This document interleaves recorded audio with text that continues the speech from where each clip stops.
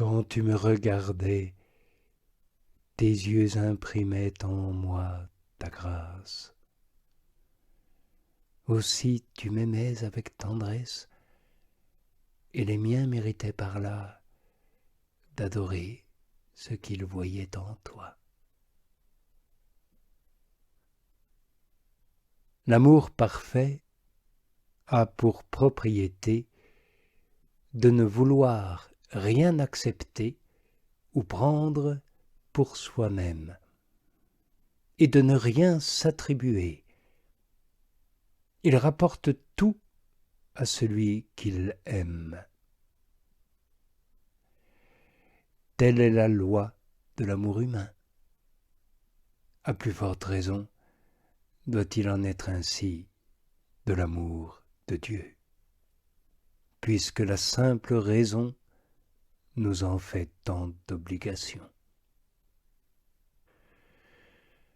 Dans les 2 strophes précédentes, l'épouse semblait s'attribuer quelques mérites. Elle disait par exemple qu'elle tresserait des guirlandes conjointement avec l'époux, que ces guirlandes se tresseraient avec un de ses cheveux, œuvre qui n'est pas de peu d'importance et de valeur. Elle se glorifiait ensuite de ce que l'époux avait été retenu captif par un de ses cheveux et avait été blessé par un de ses yeux.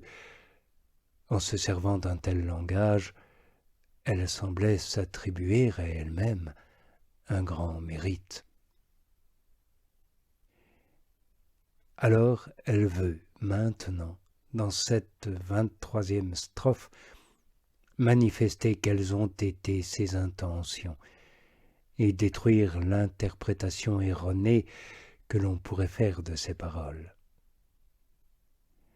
Elle est inquiète et craint qu'on ne lui attribue à elle quelque force et mérite, et que, pour ce motif, on ne rende pas à Dieu toute la gloire qui lui est due et qu'elle lui désire.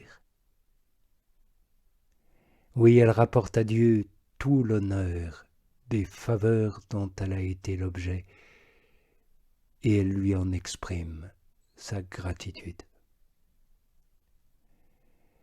Si un seul de ses cheveux l'a retenu captif, et si l'œil de sa foi l'a blessé, c'est qu'il a daigné d'abord la regarder avec amour, la rendant gracieuse et agréable. C'est donc par la grâce et la valeur qu'elle tient de lui qu'elle a mérité d'en être aimée. Et depuis lors, elle possède en elle-même assez de vertu pour l'adorer d'une manière qui lui soit agréable et accomplir des œuvres vraiment dignes de ses faveurs et de son amour. Quand tu me regardais, dit-elle, c'est-à-dire avec une tendresse d'amour, car nous l'avons déjà dit, dans le sujet que nous traitons, le regard de Dieu signifie son amour.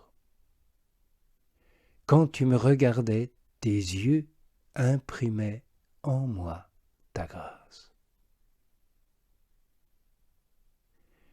Les yeux de l'époux désignent ici sa divinité miséricordieuse. Quand il s'incline vers l'âme, il imprime et infuse en elle son amour et sa grâce.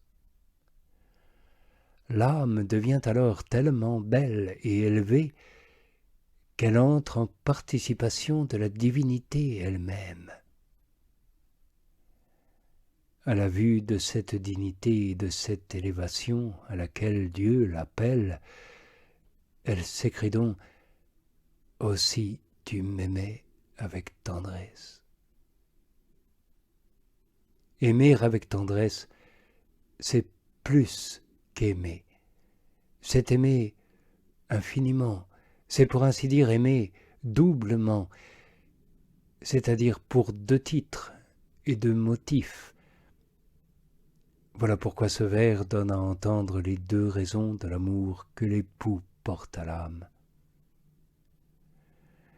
Non seulement il l'a aimée quand il s'est laissé prendre par un de ses cheveux, mais surtout quand il s'est senti blessé d'amour par un de ses yeux. Le motif pour lequel il lui a porté un amour si intime, l'âme l'expose dans ce vers.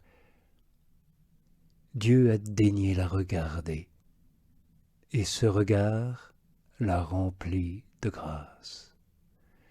Ce regard l'a rendue digne de ses complaisances.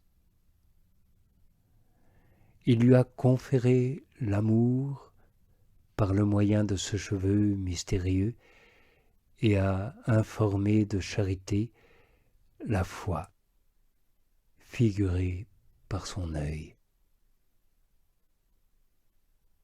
Aussi elle déclare « C'est pour cela que tu m'aimais avec tendresse ». Quand Dieu, en effet, accorde sa grâce à l'âme, il la rend, par le fait même, digne et capable de son amour. Cela équivaut à dire, dès lors que tu avais déposé en moi ta grâce, c'est-à-dire des gages dignes de ton amour, par cela même tu m'aimais, et tu me donnais encore plus d'amour. C'est ce que saint Jean atteste, disant « Il donne grâce pour grâce », ce qui signifie qu'il ajoute de nouvelles grâces aux premières, car sans la grâce, on ne peut mériter la grâce. Pour avoir la pleine intelligence de cette vérité, il faut remarquer que Dieu n'aime rien de ce qui est en dehors de lui-même. Il n'a pas non plus, pour une créature quelconque, un amour qui soit au-dessous de lui-même. Il aime tout pour lui, et cet amour est la fin de toutes ses œuvres. Ainsi donc, il n'aime pas les créatures pour ce qu'elles sont en elles-mêmes, mais pour ce qu'elles sont en lui. Voilà pourquoi, quand Dieu aime une âme, il la met, en quelque sorte, en lui-même. Il la rend, d'une certaine manière, son égale. Et alors l'âme l'aime en lui, avec lui, et du même amour dont il s'aime.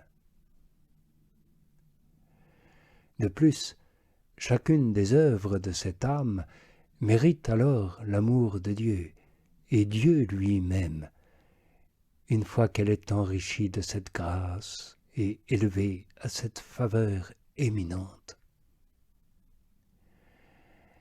Elle ajoute donc « Et les miens méritaient par là », c'est-à-dire par cette faveur et par cette grâce que les yeux de ta miséricorde m'ont faite de m'élever jusqu'à ton amour, les miens ont eu la force et le mérite,